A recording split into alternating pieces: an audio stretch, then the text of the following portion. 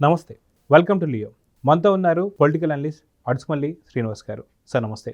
నమస్కారం అండి. కౌన్సిల్లో ఈరోజు నారా లోకేష్ గారి ఒక ఉగ్రరూపం చూశాను సార్. సో వాస్తవానికి ఈ ఉగ్రరూపానికి కారణం ఒకటైతే, జగన్మోహన్ రెడ్డి గారు నిన్నగా మొన్న ఒక ప్రెస్ మీట్లో అసలు నేను ఎటువంటి వ్యాఖ్యలు చేయలేదు భువనేశ్వర్ గారి గురించి అని చెప్పి రికార్డులను తెప్పించుకొని చూశానని చెప్పి అన్నారు. ఈ రోజేమో బొత్స సత్యనారాయణ ఇవన్నీ కాదు, నిజంగా జగన్ తప్పుడు వ్యాఖ్యలు చేశాడన్నట్టుగా మేము ఆ రోజు క్షమాపణ చెప్పాం, ఈరోజు క్షమాపణ చెప్తున్నాం అంటున్నాడు. సో ఏంటి సార్ ఈ స్టోరీ అంటే? ఏం చెప్పు. ఇప్పుడు వాళ్ళు నేతి బీరకాయలో నెయ్యి, మురగతృష్ణలో నీళ్లు అంటే మరీచికంటారు దాన్ని, వాటిలో నీళ్లు ఇవన్నీ ఎండమావి అంటారు కదా, అందులో నీళ్లు ఉండవండి. ఈ వైసీపీ మాటలో నిజం, సాక్షి పత్రికలో ఇవన్నీ వాళ్ళకి శాపం అది. ఇక్కడ మీకు లోకేష్ గారు ఇవాళ కౌన్సిల్లో ఎమ్మెల్సీలు వాళ్ళకి బలం ఉంది కాబట్టి వాళ్ళు దానికి అటెండ్ అవుతున్నారు. అందులో leader of opposition Botsa Satyanarayana గారు. Jaganmohan Reddy leader of opposition కాలేకపోయాడు, ప్రతిపక్ష హోదా లేదు వాళ్ళకి. అందుకని ఇక్కడ బొత్స సత్యనారాయణ గారే లీడ్, సీనియర్ నాయకుడు. అది కూడా ఒక కుళ్ళు అతను అసెంబ్లీకి రాకపోవడానికి. మామూలుగా ఎలా కూర్చోవాలి, అతనేమో ప్రతిపక్ష నాయకుడు హోదాలో ఉంటాడు. ఇక్కడ జరిగిన సందర్భం అక్కడ మోషన్ రాజు గారు చైర్మన్ గారు ఎంతో కొంత అడ్వాంటేజ్ ఆ పార్టీ నుంచి వచ్చాడు కాబట్టి ఎంతో కొంత ఉంటుంది. మామూలుగా చైర్లో ఉన్న వాళ్ళకి పార్టీలో ఉండమంటారు కానీ ఎంతో కొంత అడ్వాంటేజ్ ఉంటుంది. సరే, ఇక్కడ వరుడు కళ్యాణి అని ఒక ఎమ్మెల్సీ గారిని లోకేష్ గారు ఏకవచనంతో సంబోధించాడు అనేటువంటి పాయింట్లు లేవనెత్తారు. ఏంటండి, మహిళల పట్ల గౌరవం లేదు అది ఇది అని. నిజంగా ఎంత దురదృష్టం అంటే, మరి లోకేష్ గారు కోపం వస్తుందంటే రాదా? మరి వాళ్ళ దగ్గర నుంచి మర్యాదలు గౌరవం గురించి ఇవన్నీ నేర్చుకోవాల్సిన దుస్థితి వీళ్ళకైతే లేదు. ఆ సందర్భంగా సాక్షాత్తు అసెంబ్లీలో ప్రజాస్వామ్యానికి దేవాలయం లాంటిది అసెంబ్లీ. ఆ అసెంబ్లీలో ఆ సభలో లేని మనిషిని, చంద్రబాబు నాయుడు గారి మిసెస్ని అత్యంత నీచంగా జుగుప్సాకరంగా కామెంట్ చేశారు. అలాగే చంద్రబాబు నాయుడు గారిని, తెలుగుదేశం నాయకుల్ని, లోకేష్ గారిని, అందరినీ కూడా ప్రతి నిత్యం వాళ్ళు ఏదో రకంగా దుర్భాషలాడుతూ ఉన్నారు. అప్పుడు ఒక్కళ్ళు కూడా ఎందుకు మాట్లాడలేదు సార్ మీరు, ఆ రోజు ఏమైపోయారు మీరు అని అడిగాడు. చాలా గట్టిగా అడిగాడు. దానికి ఆయన ఏమన్నాడంటే, మేము ఆ రోజు ఖండించాం, ఈరోజు ఖండిస్తున్నాం, ఎప్పుడు కూడా దాన్ని ఎంకరేజ్ చేయలేదు, ఆ రోజే చెప్పాం. ఎవరికి చెప్పాడు? పత్రికాముఖంగా కానీ, ఎలక్ట్రానిక్ మీడియా ముఖంగా కానీ, అసెంబ్లీలో కానీ, లేదా ప్రైవేట్గా జగన్మోహన్ రెడ్డితో చెప్పినట్టు కానీ ఎక్కడా వార్త రాలేదు. వాళ్ళు చెవిలో గుసగుసలాడుకున్నారో లేకపోతే ఏం జరిగిందో తెలియదు ఎవరికి. ఇవాళ ఆయన పెద్ద మనిషి నేను చెప్పానంటే సభసాక్షిగా సరే చెప్పాడేమో అనుకోవాలంతే. ఇక జగన్మోహన్ రెడ్డి గారు ఏమన్నాడు మరి అప్పుడు ఈ మధ్యకాలంలో ఒక ప్రెస్ మీట్లో, ఎవరిని కూడా అనుచితంగా మాట్లాడలేదు, దుర్భాషలు ఆడలేదు, ఎవరిని కామెంట్ చేయలేదు, చంద్రబాబు నాయుడు గారి మిస్సెస్ని కూడా మేమేమనలేదు, కావాలంటే రికార్డులు ఉంటే చూసుకోండి అన్నాడు. వీళ్ళకి ఎంత బుర్ర తక్కువ వాళ్ళు అంటే, వీళ్ళు మాట్లాడిన అన్పార్లమెంటరీ వర్డ్స్ రికార్డు నుంచి తొలగిస్తారు, రికార్డ్ చేయరు. అవును సార్, అవును. వీళ్ళు సుభాషితాలు పలికారని సువర్ణాక్షరాలతో రాస్తారు, అందులోనూ అవి తొలగిస్తారండి. ఒకవేళ ఆ వీడియో క్లిప్పింగ్స్ ఉంటే కూడా వీళ్ళు మళ్ళీ తర్వాత ఉన్నారు కదా, ఎందుకని మంచిది తీయించేనా, ఈ క్రిమినల్ మైండ్ కదా, డిలీట్ చేస్తే చేసుకుండొచ్చు. ఏమైనా ఆ వాళ్ళు డైరెక్ట్గా మనం లైవ్ చూసాం కదా. వీళ్ళు అబద్ధమాని ఇది ఎప్పుడో జమానాలో ఎప్పుడో పూర్వం 25-30 ఏళ్ళ క్రితం జరిగింది కాదు, నిన్న కాకమూరం జరిగింది ఇదంతానే. ఇప్పటికీ యూట్యూబ్లో రికార్డ్స్ ఉన్నాయి సార్, కొంతమంది రికార్డ్ చేసి పెట్టారు. మీకు అవన్నీ అక్కడికి పోవండి అందుకనే అన్నాడు ముళ్ళపూడి వెంకటరమణ గారు ముత్యాలముగ్గు సినిమాలో రావుగోపాల్ గారి చేత చెప్పిస్తాడు, చరిత్ర చింపేస్తే చిరిగిపోదో, చెరిపేస్తే చెరిగిపోదో అని చెప్పాడు. ఏంటండి, వీళ్ళు ఎంత అబద్ధాలు ఆడదామన్నా కుదరదు. మరి వాళ్ళ తల్లిగారిని అంటే కోపం రాదా అండి లోకేష్ గారికి? ఇప్పుడు అంత దారుణమైన అపనందం వేసేస్తే విచిత్రం ఏంటో తెలుసా మీకు జోకు? వాళ్ళ ఒక ఐరనీ ఏంటంటే, ఆ వాళ్ళ సభలో ఆవిడ గురించి వీళ్ళు ఇంత నీచంగా మాట్లాడుతున్నప్పుడు అన్నమయ్య గేట్లు కొట్టుకునేది చిత్తూరు జిల్లాలో, అక్కడ ఆ బాధితులకి ఈవిడ అండగా నిలబడి వాళ్ళకి ఆహార పొట్లాలు, ఆ ఫుడ్ ప్యాకెట్లు వాళ్ళకి సహాయం చేస్తున్నారు. అంటే ఆ బాధ్యత ఎవరిది? ప్రభుత్వం ఆదుకోవాలి. కనీసం 10 రోజుల దాకా ఎవరు కనపడలా. జగన్మోహన్ 10 రోజుల తర్వాత పోయాడు అక్కడికి. అప్పుడు చంద్రబాబు నాయుడు గారు ఈ విషయం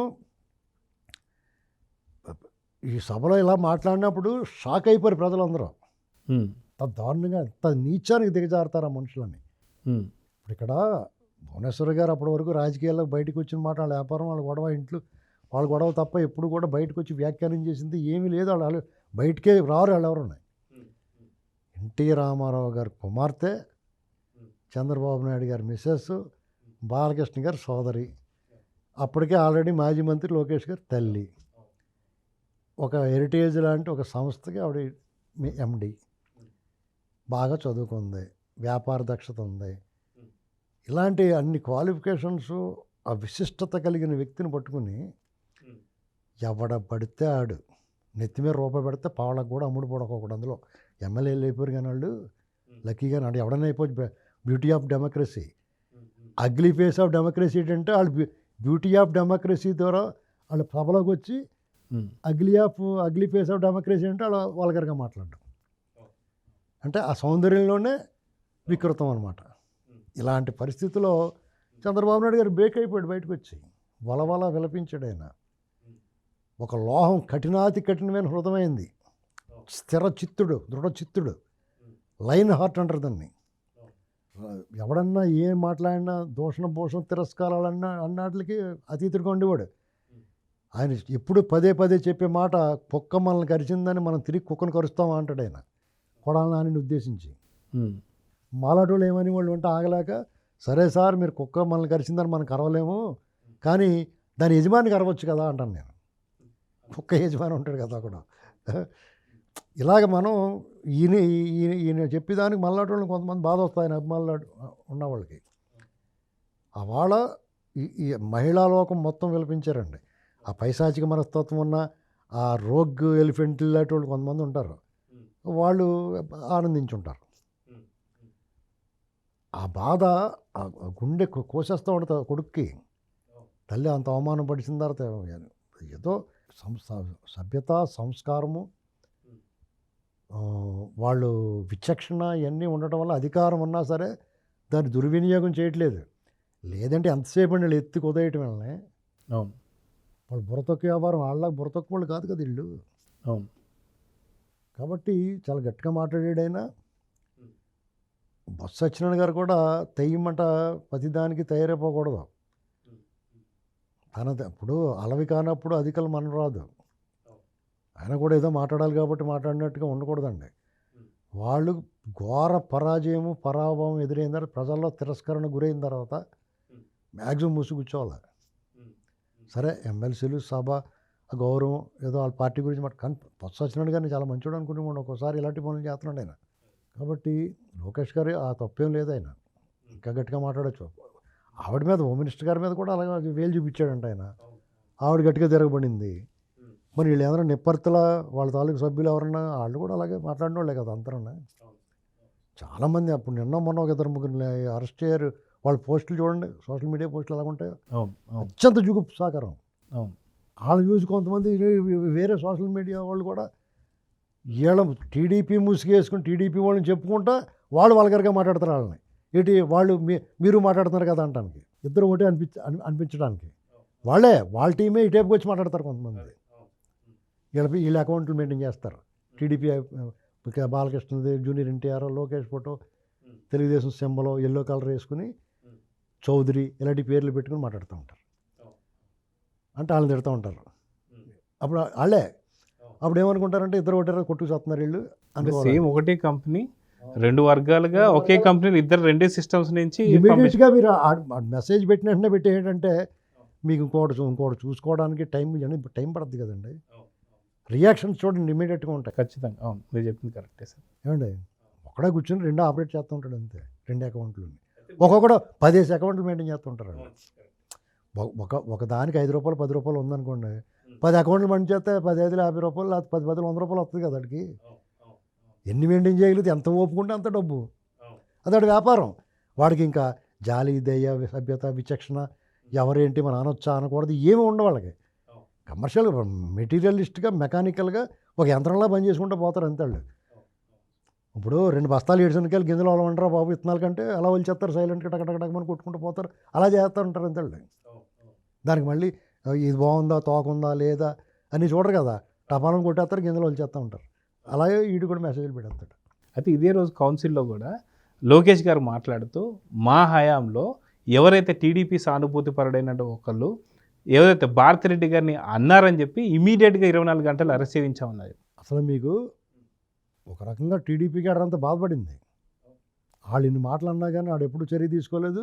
వాళ్ళు అలాగంటే మీరు చర్య తీసుకోలేదు, కానీ తెలుగుదేశం పార్టీ వాడు అంటే మాత్రం చర్య తీసుకున్నారని టీడీపీకి ఆడంతా బాధపడితే కూడా వాళ్ళు సర్ది చెప్పారు. వాళ్ళు మన మన మన స్కూల్ అది కాదు, మనం మహిళలను అసభ్యంగా మాట్లాడకూడదు, ఎంత సీరియస్ యాక్షన్ తీసుకున్నారంటే అతని మీద ముసుగేశారు. అతను కవరు డస్ట్బిన్ కవర్. అవును. అంటే ఎంత తీవ్రమైన చర్య అండి. ఆ తర్వాత social media, TDP social media ఉలిక్కిపడ్డారు. ఒకవేళ ఎవరికన్నా పొరపాటున ఆ ఆలోచన వచ్చినా కానీ ఉత్తరబాబుని పార్టీ ఒప్పుకోదని ఆగారు వాళ్ళందరూ. నాయకుడు అలా ఉండాలి. నాయకుడు అలా స్ట్రిక్ట్గా ఇప్పుడు చంద్రబాబు గారు కూడా ఎవరన్నా మాట్లాడితే ఇప్పుడు సభకు రానంటున్నాడు, కానీ జగన్మోహన్ రెడ్డి భయపడిపోయి ఒకవేళ బయట సభకు వచ్చిన వాళ్ళు ఎవరు ఏమనరు. ఒకవేళ అన్న చంద్రబాబు నాయుడికి రాపేస్తారు, అలా అన్నెవరు. వీళ్ళు ఊరికే భయపడిపోయి ఇప్పుడు అదే ఎమ్మెల్యేకి రాజీనామా చేస్తారు అన్నట్టుగా చేస్తాడండి. చేసేసి వెళ్ళిపోదామని చూస్తున్నాడు. అంటే ఈ లోపల అరెస్ట్ అయిపోకుండా ఉంటే ఏమన్నా లోకేష్ గారు అది చాలా సహజం అండి. ఎవరికైనా సరే చీము నెత్తురు ఉన్నవాడికి, పౌరుషం ఉన్నవాడికి ఆ మాత్రం ఆవేశం, కోపం సహజంగా వస్తుంది. వాళ్ళంటే అన్నీ 100 గొడ్లు తిన్న రాబందుల్లాగా వాళ్ళు ప్రతిదానికి అనటం అనిపించకుండా అలవాటు వాళ్ళకి. వీళ్ళకి అనటం అలవాట్లేదు, అనిపించుకోవడం అలవాట్లేదు. అనిపించుకోవడం ఎక్కువైపోయింది కాబట్టి బాధ వస్తుంది. సో చూద్దాం సార్, ఖచ్చితంగా కౌన్సిల్లో మాత్రం లోకేష్ గారు ఉగ్ర రూపాన్ని అయితే చూసాం. సో చూద్దాం జరగబోతుంది. నమస్తే sir. Please subscribe to Leo News for more videos.